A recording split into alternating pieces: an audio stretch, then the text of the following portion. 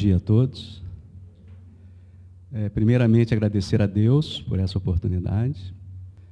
É uma responsabilidade muito grande, né, falar depois da doutora Marlene, doutora Ivênia, né? Então, a gente podia ter sido a primeira palestra. Mas como a gente vai falar sobre eutanásia, e começou com o início da vida, a gente tem que terminar com o fim da vida, né? Hoje nós estamos vivendo no mundo ocidental, numa sociedade em transformação, onde o materialismo, apesar da sociedade se dizer religiosa, na sua conduta a maioria é materialista, né? A mídia, a gente vê o egoísmo predominando, né? A busca pelo prazer fácil, pelo consumismo. E as pessoas esquecem que a vida tem um sentido, né? Que nós estamos aqui com um objetivo. Apesar da crença na existência de Deus, isso na prática, a gente não vê isso no dia a dia, no íntimo das pessoas. E quando acontece, né, um problema mais sério na vida dessas pessoas, dessa sociedade do ter, a coisa se complica. Seja um acidente, uma doença mais grave que envolve um familiar. As pessoas hoje estão perdendo, né, a oportunidade do enfrentamento ao sofrimento. Então, elas veem o sofrimento como um estorvo, como algo que pode ser eliminado de suas vidas, porque a vida, ela só dá prazer. Então, a pessoa tem que viver para o prazer e para o ter. E diante de uma pessoa, de um parente, de um pai ou uma mãe, né, com uma doença de Alzheimer ou em coma, né, um quadro irreversível, vem o pensamento de levar a essa pessoa a uma coisa mais prazerosa do que a vida que ela está levando, que é a morte suave, a morte doce, que foi um termo cunhado por Francis Bacon no início do século XVII. Francis Bacon era médico, filósofo, era médico da rainha da Inglaterra, e que escreveu que a função do médico não era só aliviar as dores e curar, mas também levar ao paciente uma morte digna, morte tranquila, uma morte boa. E a partir daí, principalmente no final do século passado e neste século, é um assunto bastante discutido e que hoje já é assunto para ser discutido no nosso Congresso Nacional, né, o tema da eutanásia. Apesar de, na lei ainda brasileira, a eutanásia ser um crime. Mas na prática de muitos hospitais já é uma realidade. Então a gente vai tentar falar um pouquinho sobre a eutanásia, a visão no mundo, e falar um pouco das questões espirituais que envolvem esse tema.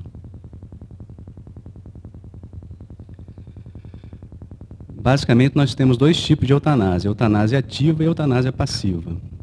A eutanásia ativa, o nome já diz, quando você é um ato específico, né, para levar à morte rápida do paciente. Então, seria o que? A administração de uma injeção letal, muitas vezes de um anestésico ou de um cloreto de potássio na veia, que vai levar aquele indivíduo à morte.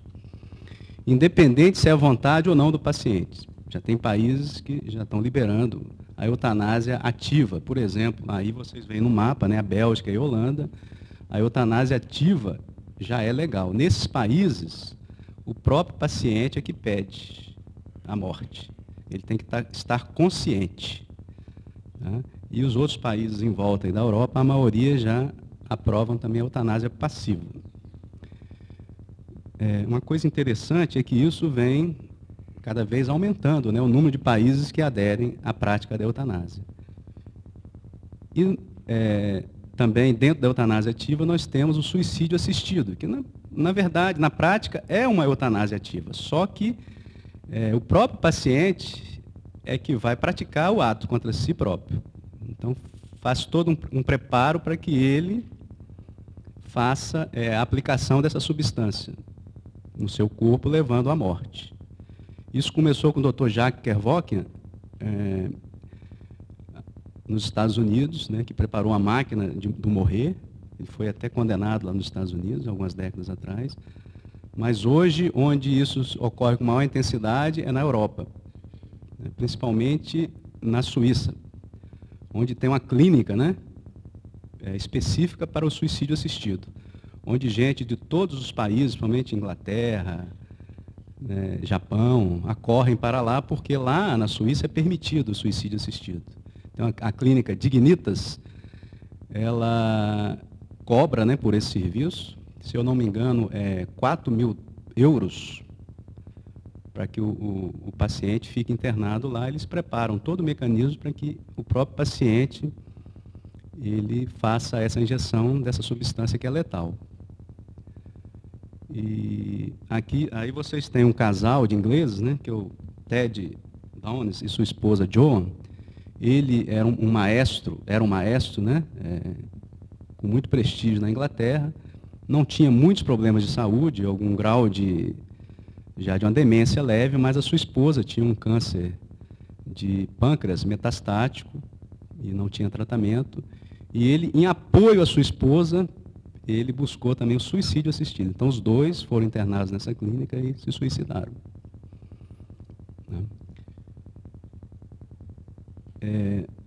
A revista Época, algumas semanas atrás, ela veio também com artigos sobre eutanásia e falando do suicídio assistido. E entrevistou algumas pessoas que já tinham se inscritos nessa clínica.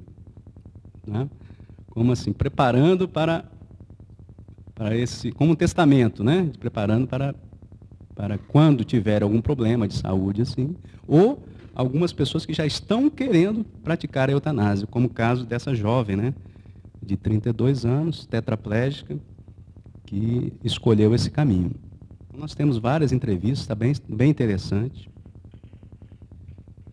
Esse outro rapaz, né? Rapaz, adulto jovem, de 46 anos também, não tem ainda doença nenhuma grave, e ele já também se inscreveu nessa clínica. Tá? Então você vê como a ideia da sociedade de não enfrentamento, né? A dor, o sofrimento está vigindo, inclusive em nosso país. E algumas coisas assim que a gente tem que pensar muito. Por exemplo, na Bélgica, eles já estão aproveitando órgãos de pacientes de eutanásia para fazer transplantes. Então, isso já vem ocorrendo, né? Com frequência.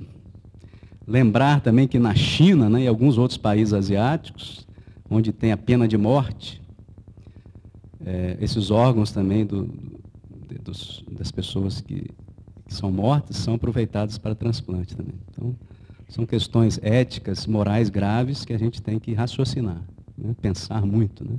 Para onde está caminhando a humanidade. Né? Na Holanda também, a lei holandesa, ela já permite que crianças, adolescentes de 12 a 16 anos já possam escolher a eutanásia também, desde que os pais concordem e assinem. Essas pessoas são eutanasiadas, crianças, né, que não sabem ainda nada da vida, né, não viveram. Né? E muitas vezes assim, são famílias com situações econômicas estáveis, né, e por um problema, assim, muitas vezes assim, que a gente questiona por que essas pessoas procuram isso. Né? Isso tem levado, por exemplo, na Holanda, pessoas que são contrárias, que são espiritualizadas, idosas, elas fogem da Holanda, procuram outro país, com medo de serem eutanasiadas contra a sua vontade. Por quê? O que está acontecendo? São mais de 4.000 eutanásias oficiais por ano. O número extraoficial é bem maior. Por quê? Como você abriu a porta para a eutanásia, já é uma coisa tão banal, legal, que você passa a não respeitar aqueles princípios que estão na lei. E, independente da vontade do paciente, eles começam a ouvir a família, o próprio médico, e decide. Então, alguns idosos já usam uma plaquinha no pescoço dizendo: eu não quero ser morto. Tá? Isso vem ocorrendo mesmo. Tá? Países, né, bastante adiantados, culturalmente e socialmente. E a eutanásia passiva? A eutanásia passiva é aquela que decorre de um ato não ativo, mas a morte, ela vai ser conseguida através de você abandonar, deixar de tratar, tá, o paciente, ou deixar de dar um medicamento, né, ou um suporte à vida, que esse ato vai levar a pessoa à morte. Não rapidamente, como injeção na veia, mas ao longo do tempo, dias, semanas. E hoje, em alguns países, entende-se que alimentar o paciente e dar água para o paciente é tratamento médico. Tá? E se o médico, a lei determinar o que é feito? A eutanásia passiva, no sentido, muitas vezes o paciente ele não está recebendo tratamento nenhum, ele não está em ventilação mecânica, tá? Ele está em casa, em coma muitas vezes, sendo o quê? Hidratado e nutrido pela família. Tá? Nos Estados Unidos, na Inglaterra, isso é tratamento médico, nutrir e hidratar. Eu não entendo assim. A questão básica da vida, né? Até um animal você tem que dar alimentos, tem que dar água, né? E o que a gente vê na imprensa, né? Principalmente esses dois casos que marcaram muito, né? A questão da eutanásia, né? A Terry Schiavo, nos Estados Unidos, e a Eluana Englaro, na Itália, que foram mortas por essa técnica de ter a sua alimentação e hidratação suspensas. A Terry ficou 14 anos em coma e morreu 13 dias depois de ter suspensa a sua alimentação. E segundo os médicos, foi uma morte boa, uma morte feliz. A gente questiona isso. E a Eluana morreu 3 dias depois, mas suponho eu que não foi por desidratação e por desnutrição. Acho que eles fizeram eutanásia ativa nela, porque o parlamento havia rediscutido a questão, porque era uma coisa assim que eles conseguiram na justiça, uma liminar, vamos dizer assim, que no Brasil a gente conhece como liminar, né, para que ela fosse morta. Mas aí a Câmara estava votando realmente a decisão final. E ela morreu em 3 dias. Então, são casos que vêm ocorrendo no mundo inteiro. E um outro termo que surgiu é a distanásia, né, que trata-se de uma atitude médica, né, que, visando prolongar a vida do paciente terminal, utiliza meios terapêuticos cujos efeitos são inúteis, pois não levam à cura ou à melhora, e só aumenta o sofrimento. Termo que pode ser empregado como sinônimo de tratamento fútil ou obstinação terapêutica. Então, muita gente tem ideia errada de também que a gente tem que, o paciente internou na UTI, você tem que ir até as últimas consequências para manter a vida. Também não é assim. Tá? Porque com o aparelhamento médico, né, hoje você muitas vezes consegue manter uma pessoa viva, com drogas, com outros maquinários, mas que na evolução natural da morte daquela pessoa, ela já estaria morta muitas vezes. Então, isso você pode também, a gente vai ver a questão espiritual, está atrapalhando muitas vezes o desencarne. Tá? Então, o médico ele tem que ter conhecimento disso, para saber também quando ele deve parar de investir. Por exemplo, um paciente que tem câncer, com metástase, já fez todos os tratamentos, não responde mais ao tratamento, e a pessoa vem definhando e morrendo mesmo pela sua doença. Então, será que vale a pena botar esse paciente na UTI, entubá-la, fazer vários procedimentos que, com certeza, vão levar esse paciente ao sofrimento, ou manter o tratamento médico, que não é só remédio, tratamento médico é calor humano, é carinho, significa a humanização da morte, sem abreviá-la nem prolongá-la, desproporcionalmente. Os médicos defensores desta prática concordam que o paciente tem direito de morrer em casa ao lado da família. Também essa é a nossa visão, é a visão da Associação Médica Espírita do Brasil também. Só que há um problema que, juridicamente, ortotanásia, eu não sei se mudou isso, no saber jurídico significa eutanásia passiva. Então, a gente evita usar, né, nos nossos conceitos, ortotanásia. A gente chama de morte natural, que a gente é a favor da morte natural e contra a distanásia, certo? Que a gente deve orientar muitas vezes os pacientes a, no momento de que ele está evoluindo no seu desencarne, que eles tenham o convívio da sua família, seja no hospital, né, na enfermaria ou em casa. oferecendo o conforto e os cuidados necessários. E a medicina paliativa ela avançou muito na questão, né, de você evitar dor, sofrimento físico nesse paciente. Então, em termos de analgesia, tem muita coisa nova que a medicina tradicional vem aprendendo com a medicina paliativa. E existem profissionais assim, com muita dignidade nesta área. Então, é uma área que a gente tem que tentar, cada vez mais que o Brasil, que as pessoas tenham chance de ter esse tipo de tratamento.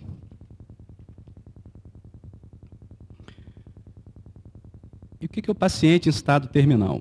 Isso aqui é uma definição do Genival Veloso de França, que é médico e jurista também, no seu livro, Medicina Legal, que ele fala, é aquele que na evolução da doença não mais responda a nenhuma medida terapêutica conhecida e aplicada, sem condições de cura ou de prolongamento da sobrevivência, necessitando apenas de cuidados que lhe facultem o máximo conforto e bem-estar.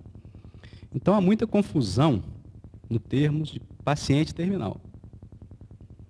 Então, coma não é paciente terminal.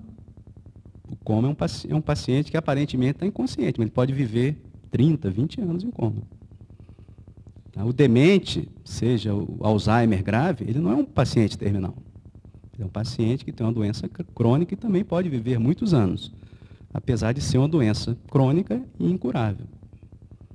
Então, ele não está, né, no desenvolver do morrer, da morte. Então, a gente tem que ter esses cuidados nas definições e também quando for explicar. Tá? Porque, inclusive, eu vou falar das resoluções do Conselho Federal, né? E esse termo tem que estar colocado lá. Só que os médicos até entendem de uma forma diferente. Vou falar um pouquinho dos princípios da bioética que é usada na academia, né, que é uma bioética anglo-saxã, que tem os 4 pilares, né, os 4 princípios, que é a justiça, a autonomia, a beneficência e a não maleficência. O papel do médico é o quê? De preservar a vida e aliviar o sofrimento, principais. E muitas vezes, dentro desses princípios, há muitos conflitos e confrontos. Justiça. Vocês acham que nós temos justiça na nossa saúde? Né? Já começa por aí, né? Alguma coisa já está errada. Né? Hoje nós temos o quê? A mistanásia. O que é mistanásia? É a eutanásia social. Você vai nos hospitais, acho que em todo o Brasil, né, você vê pacientes jovens, né, vítimas de acidentes de motocicletas, ou pacientes idosos de AVC, simplesmente nos corredores dos pronto-socorros dos hospitais. Morrendo, muitas vezes, mortes que poderiam ser evitadas se tivesse um tratamento digno de melhor qualidade. Então, isso é uma forma de eutanásia social. Então, já tem uma falha aí nesses princípios. Né? O acesso, né, à saúde, à prevenção, né, também é muito falho. A autonomia. A autonomia é um dos princípios que hoje está mais em voga, principalmente nos países materialistas. Né? Então, a autonomia vem à frente dos outros princípios, até da beneficência e da não maleficência. E a autonomia vai levar o quê? Justamente a eutanásia, suicídio assistido, que a pessoa, ao aborto, né, que ela tem a autonomia para cuidar do seu corpo. E ela pode fazer o que quiser com ele, inclusive o suicídio. Então, ela hoje predomina como o princípio fundamental, essencial, desse modelo utilitarista de bioética. A beneficência, que devia ser o primeiro plano, né? Você sempre fazer o bem para o paciente e tentar não fazer o mal. Só que diante, muitas vezes, de um paciente terminal, né? O que é melhor para ele? É o que ele escreveu, o que ele falou para a família, a decisão médica, ou sempre lutar pela vida? Será que isso não seria fazer o mal? Né?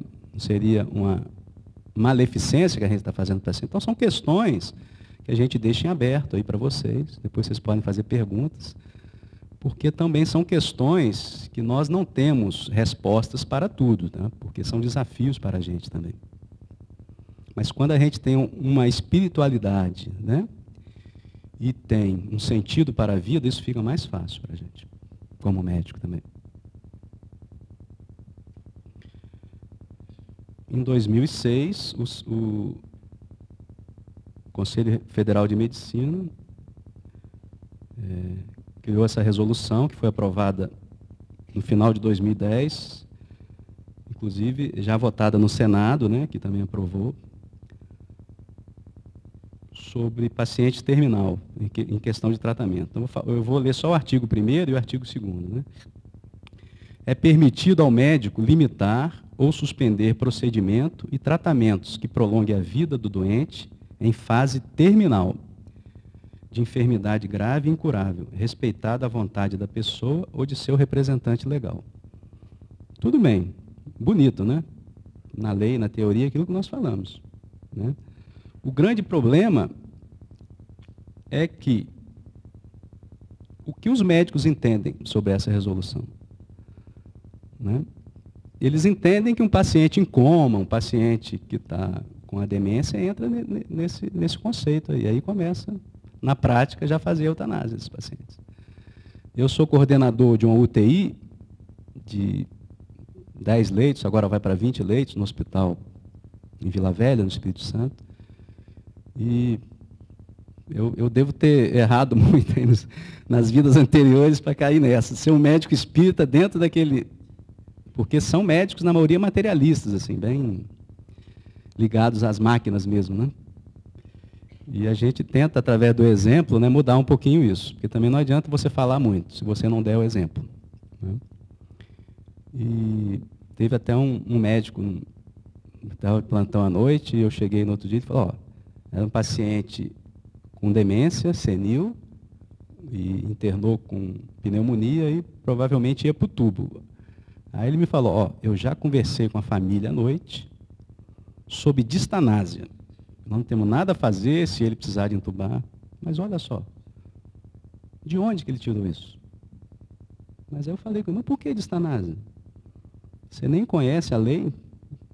Aí expliquei para ele, né, que ele estava totalmente errado, que legalmente ele não podia fazer isso. Legalmente, né? Não falei da parte espiritual.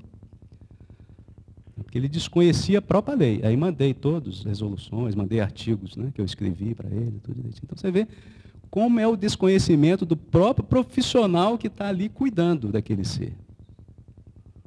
Que, na verdade, esse paciente ele tinha que ser entubado, tratado a pneumonia e ter tentado salvar a sua vida para que ele voltasse, né, para a sua condição de doença crônica e com seu problema neurológico.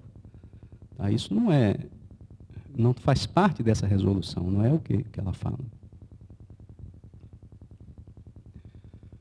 Agora, em agosto, né, saiu outra resolução do Conselho Federal, se chama Diretivas Antecipadas da Vontade do Paciente. Seria um testamento em vida. Eu vou só ler o início, tá? Considerando que os novos recursos tecnológicos permitem a adoção de medidas desproporcionais que prolongam o sofrimento do paciente em estado terminal, sem trazer benefícios, e que essas medidas podem ter sido antecipadamente rejeitadas pelo mesmo, aí continua. O que quer dizer isso? Que o paciente ele tem que estar consciente e falar para o médico, se eu precisar ser entubado, eu não quero ser entubado. E o médico vai registrar isso no prontuário. E isso está além da opinião da família. Tá? Entendeu? Isso aí, no meu entendimento, é uma forma do Conselho Federal resguardar o médico, eticamente, dessa atitude. Porque isso já acontece. Diante de um paciente terminal, que acontecer isso, o médico já muitas vezes ele não vai reanimar, não vai entubar, tá? Mas ele não pode escrever isso no prontuário. E agora, pelo conselho, ele tem essa condição. Não pela justiça ainda, mas pelo menos eticamente ele pode fazer isso. Tá? O grande problema também, o que eu falei, é como os médicos vão interpretar isso. E passar a generalizar isso. Isso é o grande problema. Certo? Quer dizer, a lei, ela é boa, tá? Esse caso, muito interessante, né? Como as pessoas podem, de uma forma digna, né, conviver com o sofrimento, com a doença incurável e crônica. É do Tony Judith, que já desencarnou em 2010. É um historiador inglês, vocês veem a foto dele saudável, né, à direita, e à esquerda a foto dele já numa fase bem avançada da sua doença, uma esclerose lateral amiotrófica, uma doença que vai consumindo, né, e a pessoa vai ficando paralisada até parar de respirar mesmo. E quando a imprensa, né, perguntou sobre a eutanásia, ele respondeu: minha vida não precisa de ajuda para me deixar. Então, um exemplo, né? Nós temos aquele físico também inglês, Stephen Hawking, né? Que também tem essa doença e ele só consegue mexer alguns músculos do lado direito da face e através desses movimentos ele consegue se comunicar, escrever, consegue acionar um computador e fazer obras, né? E estudos, né, sobre a física. Entendeu? Então, são exemplos de dignidade, realmente, de vida digna. Né? O quanto essas pessoas elas estão crescendo, né, evolutivamente, nessa encarnação, que passaram por isso. Né? E entendendo que o que é uma vida diante da eternidade. Isso. E a oportunidade que Deus nos oferece até de virmos com algumas malformações para o nosso crescimento.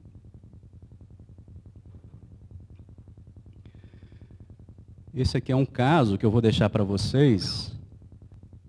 É uma paciente com câncer metastático, quer dizer, ele está espalhado já por vários órgãos, sistemas do corpo, um câncer de mama. A paciente tem 63 anos, não tem mais perspectiva de tratamento, e ela é considerada paciente terminal. Mas ainda está consciente, conversa com os familiares, convive, né? E ela é internada com diagnóstico de pneumonia. Durante a internação, ela relata para o médico que não quer ir para a UTI e nem ser entubada e colocada em um aparelho de ventilação mecânica, caso venha precisar. Após alguns dias, seu estado clínico piora, a paciente entra em coma, evolui com sinais de sepse, infecção generalizada, e de insuficiência respiratória. Há indicação médica de internação em uma UTI e de ser colocada em aparelho de ventilação mecânica. E aí? O que o médico faz? Não interna na UTI, não intuba, tenta oferecer todo o tratamento necessário para que ela não tenha sofrimento físico no quarto. Eu fiz essas perguntas para médicos espíritas e deu empate técnico. Quase 50% levaria para a UTI, quase 50% não levaria para a UTI. Você vê como é que as questões são difíceis. Entendeu? Qual seria a minha conduta? Mesmo com as diretivas antecipadas do Conselho Federal de Medicina, que me permitem eticamente agora não levá-la para a UTI, eu levaria essa paciente para a UTI. Por quê? Mesmo sendo a paciente que está com a sua neoplasia metastática, parece que ela tem ainda uma, né, boa convivência com a família e ela tem uma situação que é tratável.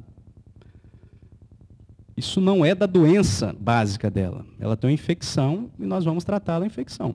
De repente, a gente consegue tirar essa paciente e devolvê-la àquela situação anterior. Olha só, é o Zé Roberto que está falando, não é nem a AME Brasil. A gente tem que discutir isso. Entendeu? Talvez seja um dos casos limítrofes mais difíceis da gente definir. Tá certo? A doutora Marlene já falou da bioética espírita, que segue uma linha personalista que valoriza a pessoa desde o início do zigoto até sua velhice. Já falou também na questão 880, né, que qual o primeiro de todos os direitos naturais do homem? O de viver. Por isso é que ninguém tem o de atentar contra a vida do seu semelhante, nem de fazer o que quer que possa comprometer-lhe a existência corporal. Então, a vida é o bem mais importante que nós temos. E no Livro dos Espíritos, questão 629, os espíritos superiores definiram a moral como a regra do bem proceder, isto é, de distinguir o bem do mal. Funda-se na observância da lei de Deus. O homem procede bem quando tudo faz pelo bem de todos, porque então cumpre a lei de Deus. E na questão 630, o bem é tudo o que é conforme à lei de Deus, o mal, tudo o que lhe é contrário. Assim, fazer o bem é proceder de acordo com a lei de Deus, fazer o mal é infringi-la. Nós temos dois tipos de moral, a moral social e a moral pessoal. A moral social, ela muda com o evoluir da sociedade. Há uns séculos atrás, a escravidão era moralmente aceita, né? Os duelos, não é isso? Hoje já não são mais aceitos. Agora, a moral pessoal, essa é intemporal, ela não muda. E no Livro dos Espíritos, há uma pergunta dizendo, onde está inscrita, né? É a nossa consciência, né? As leis de Deus, onde estão escritas? Na consciência. Quer dizer, nós temos na nossa consciência, como seres imortais, e que já evoluímos bastante, essa moral íntima. E nós sabemos o que é o bem e o que é o mal. Então, essa que é a verdadeira ética, que é a verdadeira moral que a gente tem que, né? Respeitando o próximo no seu entendimento, né? Nas suas malformações, nas suas doenças, porque é um ser que pode não produzir intelectualmente, mas está vivo e algum sentido ele tem no seu viver. A doutora Marlene já falou isso, né, que a teoria do planejamento inteligente é que mais, né, se coaduna com a revelação espiritual. O valor da pessoa humana está encravada na própria origem da vida, que nos leva ao grande planejador, que é Deus, e a considerá-la como um bem outorgado e indisponível, por quem quer que seja. A sacralidade da vida origina-se do princípio espiritual, que inicia a biogênese nos cristais, individualizando-se a cada nova existência ao longo da escala filogenética. Quando a gente vai se espiritualizando, a gente passa a respeitar até os animais, não é isso? Irvênia está aqui como exemplo para a gente, né, da sua luta a favor dos animais, né? Que são seres que evoluem conosco, que são importantes também para a gente, né? No instante da concepção, o espírito liga-se ao novo corpo para possibilitar oportunidade de evolução em novo projeto existencial, em qualquer corpo que seja num mal formado, num demente, né, num tetraplégico, numa criança com paralisia infantil. O corpo físico do qual o espírito se reveste é o adequado para a sua evolução naquela existência e tem relação com a sua historiografia espiritual. Não vamos querer entender o que aquele ser fez, né? Não vamos adentrar nesta área para não ter julgamentos, mas vamos respeitar por que ele veio assim. A pluralidade das existências e dos mundos, a reencarnação, a lei da ação e reação, fazem parte da justiça divina, possibilitando-nos correções da rota que foi desviada por inobservância às leis de Deus. Então, é preciso entender na questão do sofrimento, das doenças, das dores, a lei de causa e efeito. E no Evangelho segundo o Espiritismo, os Espíritos falam, a lei de causa e efeito é também chamada lei de ação e reação. É uma lei automática, ou seja, já tem embutida em si mesma os efeitos decorrentes de nossos atos. Atos bons trazem como consequência efeitos bons. Atos maus, efeitos maus. Assim, quem planta ventos, colhe tempestades. Quem planta amor, colhe amor. A semeadura é livre, a colheita é obrigatória. Todos, absolutamente todos, colherão sempre apenas e tão somente o que plantarem. Ninguém poderá colher maçãs se plantou bananas. É muito lindo isso, né? Muito para reflexão. Então, toda atitude, principalmente que se refere à vida, seja de uma mãe, de um pai, de um jurista, de um ministro, ela está calcada na sua responsabilidade perante aquele fato. Nós, como nação, temos a nossa também responsabilidade em relação às leis que este país está escolhendo, porque nós votamos, nós temos, né, todos os nossos sentidos para falar, para reclamar, para ouvir, entendeu? Então a gente tem que ir à luta.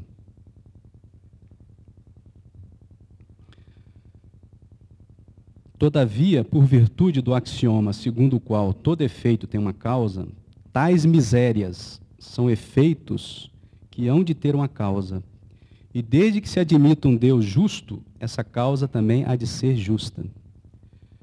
Ora, ao efeito, precedendo sempre a causa, se esta não se encontra na vida atual, há de ser anterior a essa vida. Isto é, há de estar numa existência precedente. Essa parte do Evangelho segundo o Espiritismo é muito interessante, né? O materialista, que é de São Luís, né? Espírito São Luís, que apenas vê o corpo e em nenhuma conta tem a alma, é inapto a compreender essas coisas. O espírita, porém, que já sabe o que se passa no além-túmulo, conhece o valor de um último pensamento. Minorai os derradeiros sofrimentos, quando puderdes, mas guardai-vos de abreviar a vida, ainda que de 1 minuto, porque esse minuto pode evitar muitas lágrimas no futuro. Então, muitas vezes é a oportunidade de você, que o paciente, né, tenha um encontro, né, com algum parente, ou alguém da família, que ele precisa, muitas vezes, de um momento para perdoar ou para pedir perdão. Isso é muito importante para aquela pessoa desencarnar com essa coisa resolvida. E a gente vai ver um exemplo aqui, através da psicografia de Chico Xavier. A morte voluntária é entendida como o fim de todos os sofrimentos, mas trata-se de considerável engano. A fuga de uma situação difícil, como a enfermidade, não resolverá as causas profundas que a produziram, já que estas se encontram em nossa consciência. É necessário confiar, antes de tudo, na providência divina, já que tais situações consistem em valiosas lições, em processos de depuração do espírito. Os momentos difíceis serão seguidos mais tarde por momentos felizes. Essa semana, procurou uma mãe de uma menina, vamos dizer assim, de 22 anos, com paralisia infantil, que ela ficou assim, logo numa fase próxima à recém-nata, por um erro médico. Ela teve lesão cerebral irreversível, ficou com quadro de paralisia. E ela havia internado na UTI algumas vezes, e teve uma complicação logo quando ia ter alta, né, foi realizada uma gastrostomia nessa criança, e ela teve complicações, sepsis, tudo, e veio a falecer. E vocês precisam de ver o amor dessa mãe, essa criança. É a vida dela que estava ali. E como ela ficou com o seu desencarne. E ela veio me procurar depois, porque no dia que ela desencarnou de manhã, eu passei no quarto e fui conversar com ela, até para falar da gravidade da filha, né? E ela não estava, ela foi para casa, deixou outra pessoa. E depois ela veio querer saber o que eu queria falar com ela, tão importante. E ela se sentia culpada, né, pela morte da filha. Assim. Aí eu abracei, entendeu? Assim, falei para ela, que ela foi um exemplo de mãe, de dignidade, né, porque a gente via, né, o carinho, o amor que ela tinha por aquela criança. E que ela resgatou, né, qualquer problema que ela teria, né, com essa filha. E que provavelmente veio a intuição, assim, naquela hora, que a menina viria como neta dela. Ela tinha um filho, e veio aquela intuição, eu falei isso para ela. Nenhuma percepção assim mais Mas foi muito interessante essa. Obreiros da Vida Eterna. É o livro assim, que melhor fala sobre desencarnação. Tá? Tem vários casos do André Luiz relatando, né, sobre os fenômenos de desencarnação. E ele fala do caso Dimas, que é bem interessante. Dimas é um trabalhador espírita, né, dedicado. Ele estava com a cirrose hepática em fase terminal, né, insuficiência hepática, já estava em casa, aos cuidados, o médico ia até a sua casa, da família, só que ele, assim, ele próprio, apesar de ser uma pessoa assim, muito caridosa, ele forçou muito seu corpo em trabalhos para o bem, mas ele não cuidou muito do seu corpo. Ele perdia horas noturnas e não recuperava seu sono. Então, a gente tem que trabalhar para os outros, mas também preocupar com o nosso corpo também. Interessante, né? Você tem os momentos de lazer, de folga, entendeu? E a espiritualidade cita isso. E ele não preparou a família, sua esposa e seus filhos, para o desencarne, que ele já sabia que estava na fase de desencarne. Ele não preparou espiritualmente para isso. Então, mesmo naquele momento de adoecimento, né, aqueles sentimentos, pensamentos da esposa e dos filhos o prendiam, né, retardando o seu desencarne. Interessante, quando Dimas era levado assim, no momento do sono, né, para o mundo espiritual, já naquele projeto de treinamento, né, do seu desencarne, ele falava: ó, meus amigos, quando ele via, né, os espíritos superiores ali, será hoje o fim, como tenho suspirado pela libertação. Ele já queria, né, o seu desencarne. E aí André Luiz, diante de todo aquele aprendizado, ele falou: compreendia mais uma vez que há tempo de morrer, como há tempo de nascer. Dimas alcançara o período de renovação e por isso teria subtraído a forma grosseira, de modo a transformar-se para o novo aprendizado. Não fora determinado o dia exato, mas um momento, que já era de desencarne dele. E a espiritualidade trabalhava para afastar um pouco a família do quarto, pelo menos os pensamentos ali que seguravam Dimas, para que ela trabalhasse no seu desencarne, porque esses espíritos, né, que têm merecimento, eles têm toda uma equipe espiritual, né, que trabalha no seu desencarne, e Dimas era merecedor disso. E aquela equipe começou a desligá-lo, né, através do plexo solar. Então ele descreve, né, como é a desencarnação, né, pelo mundo espiritual. E eles que deram, através de passes energéticos, uma melhorada no físico de Dimas. Ele até acordou e conversou com a família: ó, estou muito bem. Vocês podem dormir, me deixar tranquilo que eu estou muito bem. Aí o médico estava presente, falou: realmente está muito bem, amanhã a gente volta para ver, mas muito bom para a saúde dele. E a esposa e os filhos foram para os quartos e ele ficou sozinho. A espiritualidade começou a trabalhar. Até que chegou no plexo cardíaco, ele teve uma dor física, aí ele apresentou um gemido, vieram as pessoas de novo para o seu quarto, mas aí o processo de desencarne espiritual já estava em fase avançada e a espiritualidade terminou. Mas você vê que a própria espiritualidade, ela muitas vezes, o indivíduo já está no desencarne e as próprias pessoas aqui, seja o médico, seja o familiar, atrapalha isso, através de pensamentos, de tentar segurar aquele indivíduo aqui, né? Ou então de medidas físicas, um choque elétrico, uma intubação, que você vai dar energia vital, o indivíduo vai prender e vai atrapalhar aquele espírito, de desencarne dele.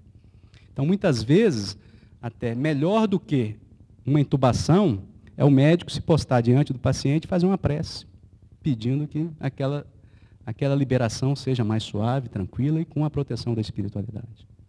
Então, um dia, talvez, a gente chegue lá. Caso Cavalcante. Cavalcante era um católico, né, aqueles bem ferrenho mesmo, que, inclusive, a mulher o abandonou há 11 anos atrás, porque ele era muito carola. Ele ficava mais na igreja do que em casa, e a mulher queria passear, queria vida, e ele não dava isso para ela. Ele abandonou, fugiu com outro. E ele estava num processo de peritonite generalizada já também, naquela década, né, não tinha esse tratamento que a gente tem hoje, ele estava morrendo em vida mesmo, inclusive exalando odor pútrido, né? Isso fazia com que era um hospital católico, que o padre e as irmãs que iam atendê-lo ali, atendiam com má vontade por causa do odor, entendeu? Não dava aquela assistência espiritual que reclamava aquele paciente naquele momento. E a espiritualidade também vinha trabalhando com a questão do desencarne dele. Tá? Nós vamos ver aqui, olha só o que eles falam. Olha só que interessante. Ó. Já tentamos auxiliá-lo a desprender-se, afrouxando os laços da encarnação no plexo solar. Mas ele reage com espantoso poder. Resolvi, em vista disso, abrir pequenos vasos do intestino para que a hemorragia se faça ininterrupta. Até a noite, quando efetuaremos a liberação. Olha só, os espíritos atuando no físico, levando a hemorragia para que ele desencarnasse, porque era a hora dele. Só que Cavalcante, né, deixa eu voltar aqui. Ele era muito apegado ali, ele não queria morrer, porque ele tinha esse negócio com a esposa dele, que ele se sentia culpado já pela esposa ter abandonado. Ele queria ter esse contato com a esposa. Então a espiritualidade conseguiu trazer a Bela, que era a esposa dele, que havia desencarnado há 1 ano. Ela havia desencarnado por sífilis na prisão. E naquele aspecto andrajoso mesmo, né, aquele umbral, né?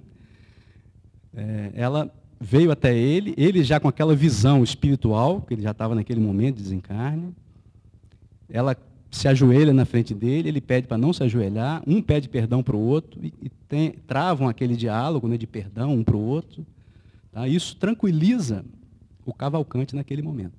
Aí ele passa a ter visões, né, de espirituais, de espíritos tentando enforcar pacientes que estavam com asma ali do lado. Ele começou a ver, e ele começou a como se fosse delirar ali, entendeu? E o médico passando por ali viu, não, esse paciente está sofrendo muito, eu vou dar uma injeção para terminar o sofrimento dele. Ele faz uma injeção de anestésico na veia e leva à morte física do Cavalcante, não deixando que a espiritualidade terminasse o seu processo. Tá? E isso atrapalhou muito o desencarne de Cavalcante. Então ele fala, André Luiz fala, naquele momento, Cavalcante para o espectador comum estava morto. Não para nós, entretanto. A personalidade desencarnada estava presa ao corpo inerte, em plena inconsciência e incapaz de qualquer reação.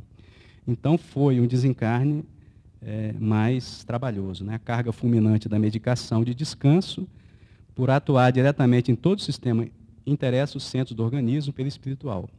Cavalcante permanece agora colado a trilhões de células neutralizadas, dormentes, invadido ele mesmo de estranho torpor, que o impossibilita de dar qualquer resposta ao nosso esforço.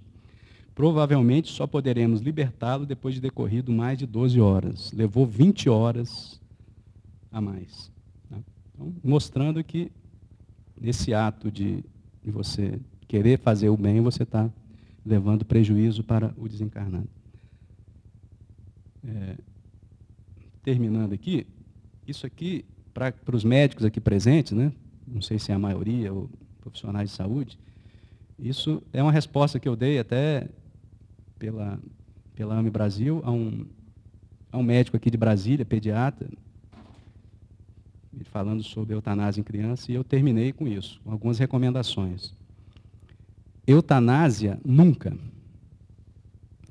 A distanásia deve ser evitada. Devemos proporcionar uma morte mais digna, que o paciente, se possível, escolha onde e com quem quer morrer, de preferência em casa e de forma mais natural e menos mecanizada possível. Que a morte seja vista não como inimigo a ser combatido, mas como um processo natural de evolução do ser. Ser a favor da vida, sempre, mas não lutar contra a morte quando ela está no curso e é inevitável. Incentivar e divulgar a medicina dos cuidados, conhecida como medicina paliativa, cobrando do sistema de saúde, público ou privado, a oferta desse serviço para a nossa população. Ao entrar no ambiente de trabalho, ore para obter os instrumentos necessários, a inspiração, para tomar decisões mais próximas da justiça divina possível. Ore diante de uma situação de dúvida. Ore para o paciente que está em processo de desencarnação. Muitas vezes é melhor a oração do que uma intervenção física para o espírito que está se desligando do corpo físico. O mais importante é a intenção. Nunca tenha intenção de abreviar a vida de alguém. Se precisarmos usar um analgésico de ação central ou sedativos, que façamos com o objetivo de aliviar a dor e o sofrimento e o desconforto, e não de proporcionar uma morte suave, como fazem alguns médicos que prescrevem doses maiores, acreditando que estão aliviando o sofrimento dos seus pacientes. Não se esconda com medo de críticas de colegas, pois a maioria tem opiniões contrárias à nossa. Seja firme em suas posições, suas crenças e seus entendimentos. Se o seu talento é com a área de doenças críticas ou terminais, persista nessa sua vocação, pois são áreas da medicina mais carentes de profissionais humanizados. Podemos ser bons tecnicamente e praticarmos a medicina da alma. Humildade, respeito para com os pacientes e com os colegas de profissão. Segurança na justiça divina, fé. Felicidade de servir numa seara de grandes sofrimentos e amor ao próximo. Obrigado.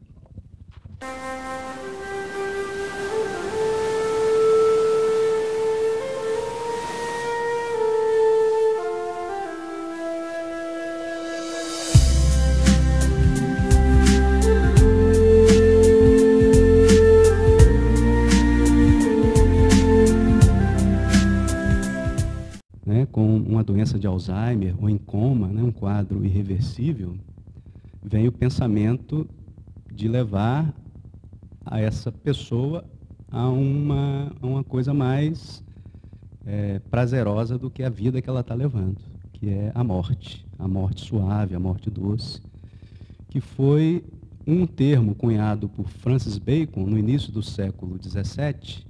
Francis Bacon era médico, filósofo, era médico da rainha da Inglaterra e que escreveu que a função do médico não era só aliviar as dores e curar, mas também levar ao paciente uma morte digna, uma morte tranquila, uma morte boa.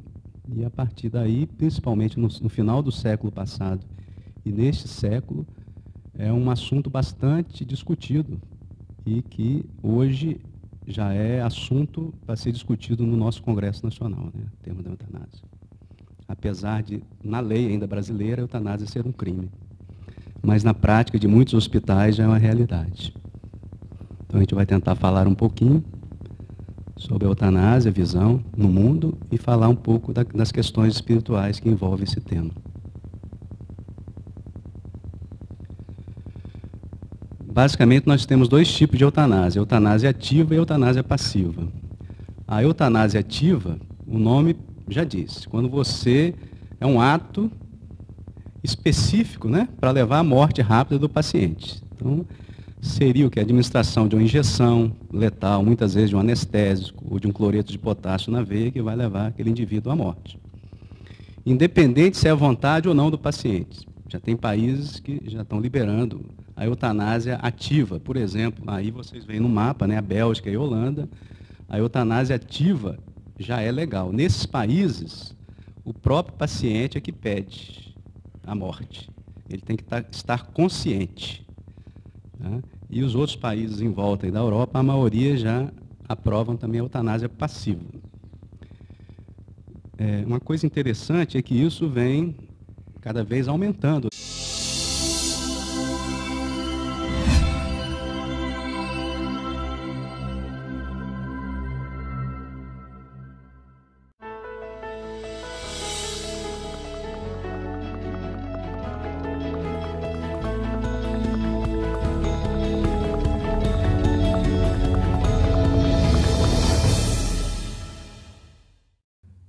Bom dia a todos. Primeiramente, agradecer a Deus por essa oportunidade.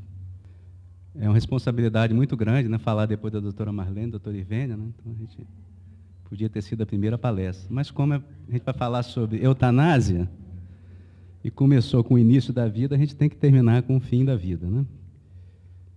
Hoje nós estamos vivendo no mundo ocidental, numa sociedade em transformação, onde o materialismo, apesar da sociedade se dizer religiosa, na sua conduta a maioria é materialista, a mídia, a gente vê o egoísmo predominando, a busca pelo prazer fácil, pelo consumismo.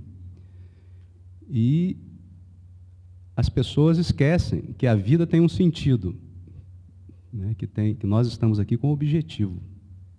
Apesar da crença na existência de Deus, isso na prática, a gente não vê isso no dia a dia, no íntimo das pessoas. E quando acontece, né, um problema mais sério na vida dessas pessoas, dessa sociedade do ter, a coisa se complica. Seja um acidente, uma doença mais grave que envolve um familiar. As pessoas hoje estão perdendo, né, a oportunidade do enfrentamento ao sofrimento. Então, elas veem o sofrimento como um estorvo, como algo que pode ser eliminado de suas vidas, porque a vida, ela só dá prazer. Então, a pessoa tem que viver para o prazer e para o ter. E diante de uma pessoa, de um parente, de um pai ou uma mãe, né, o número de países que aderem à prática da eutanásia. E também, dentro da eutanásia ativa, nós temos o suicídio assistido, que, na verdade, na prática, é uma eutanásia ativa, só que o próprio paciente é que vai praticar o ato contra si próprio. Então, faz todo um preparo para que ele faça a aplicação dessa substância no seu corpo, levando à morte. Isso começou com o Dr. Jacques Kevorkian, nos Estados Unidos, né, que preparou uma máquina do morrer. Ele foi até condenado lá nos Estados Unidos, algumas décadas atrás. Mas hoje, onde isso ocorre com maior intensidade, é na Europa, né, principalmente na Suíça, onde tem uma clínica, né, específica para o suicídio assistido, onde gente de todos os países, principalmente Inglaterra, Japão, acorrem para lá, porque lá na Suíça é permitido o suicídio assistido. Então, a clínica Dignitas, ela cobra, né, por esse